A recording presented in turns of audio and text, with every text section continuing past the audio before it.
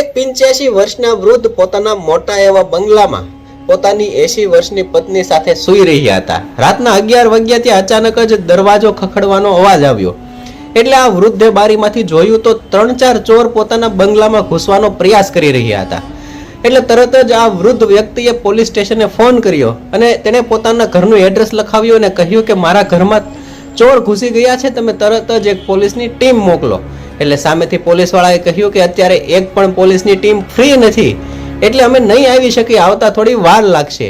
અને phone cut થઈ ગયો. એટલે આ વૃદ્ધ વ્યક્તિને ખૂબ જ ગુસ્સો આવ્યો અને 3 મિનિટ પછી પાછો આ વૃદ્ધ વ્યક્તિએ પોલીસ સ્ટેશને ફોન કર્યો અને કહ્યું કે હવે એક પણ પોલીસ ટીમ મોકલવાની જરૂર નથી, કારણ કે મેં બધા ચોરને ગોળી મારી દીધી છે અને મારી નાખ્યા છે.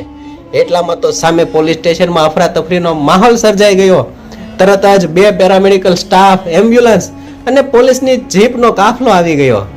તરત જ જોયું તો 3-4 ચોર ત્યાં હતા જ. એટલે તરત જ તે ચારેય ચોરને પકડી લેવામાં આવ્યા અને પોલીસ ઇન્સ્પેક્ટરે તે વૃદ્ધ વ્યક્તિને કહ્યું કે તમે તો કીધું હતું ને કે મેં ચારેય ચોરને ગોળી મારી દીધી છે. એટલે વૃદ્ધ વ્યક્તિએ પોતાની અનુભવી મુસ્કાન સાથે હસતા હસતા કહ્યું કે તમે પણ કહ્યું હતું ને કે અત્યારે એક પણ પોલીસ ટીમ ફ્રી નથી. દોસ્તો, તમારે આ વૃદ્ધ વ્યક્તિની હોશિયારી વિશે શું કહેવું છે કમેન્ટમાં જણાવો અને વિડીયો ગમે હોય તો લાઈક કરો, શેર કરો.